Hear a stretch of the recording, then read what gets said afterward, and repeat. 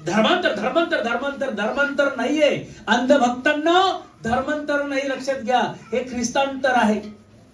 लोक ख्रिस्ताचा स्वीकार करत आहे, वचनाचा स्वीकार करत आहे, त्यांचे जीवन बदलत आहे, सार्वकालिक जीवन त्यांना प्राप्त होत आहे, आनंदाचे जीवन त्यांना प्राप्त होत आहे, खरं सत्य त्यांना समजत आहे, खरं जीवन त्यांना समजत आहे, खरा मार्ग त्यांना समजत आहे. अंधभक्तांना आम्ही समजलो पाहिजे, लक्षात घ्या प्रियनो. आणि अशाच माध्यमातून आज लोकसभेमध्ये वेगवेगळ्या प्रकारच्या घडामोडी होत आहेत. वेगवेगळ्या प्रकारच्या घडामोडी होत आहेत. तिरंगी झेंडा कॅन्सल होण्याचे चान्सेस आहेत. मला तुम्हाला सांगू द्या, तिरंगी झेंडा, भारताचा तिरंगी झेंडा आहे का नाही, कॅन्सल होत आहे, अशी तरतूद चालू आहे.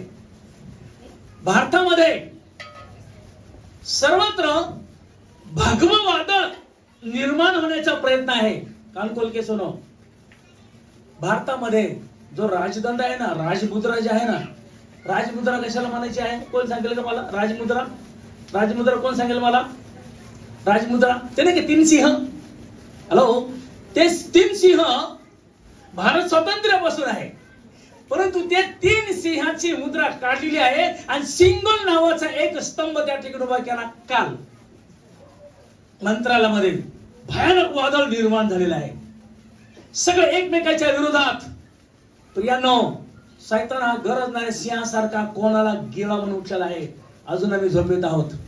प्रभूची येणं आमच्या दाराजवळ आहे. काही दिवस तुम्ही असे बसणार आहात.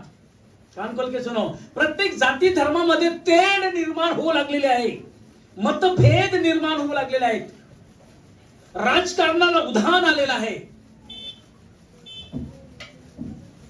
धर्मावर समोर चालू आहे. काय चालू आहे? स्वतःच पोळी, स्वतःच पोट, स्वतःच भात आपल्या ताटावर ओढत आहेत आणि स्वतःच वर्चस्व दाखवण्याचा प्रयत्न करत आहेत. बळी जात आहेत सर्वसाधारण समाज. आम्ही हे समजलं पाहिजे माझ्या भावांनो बहिणींनो, की प्रभूचं येणं जर माझ्या दाराशी येऊन ठेपलेलं आहे, आम्ही जागृत असलो पाहिजे. पवित्र बायबल किती सत्य आहे.